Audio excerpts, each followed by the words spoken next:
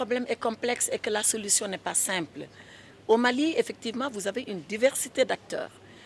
Vous avez d'abord les forces armées maliennes, les FAMA, qui interviennent sur une portion du territoire.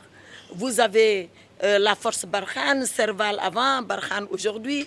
Vous avez la MINUSMA, qui est la force de la communauté internationale mise en place par le système des Nations Unies et où beaucoup de pays interviennent. Vous avez également d'autres forces que je ne voudrais pas citer.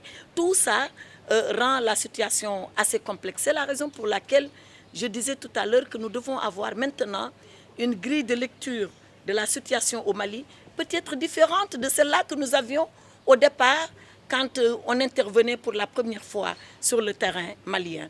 Mais ce qui est le plus important pour nous, c'est que toutes ces forces-là puissent coopérer entre elles, s'entendre entre elles, dans l'attente de cette grande force africaine dont le général Youssouf parlait tout à l'heure.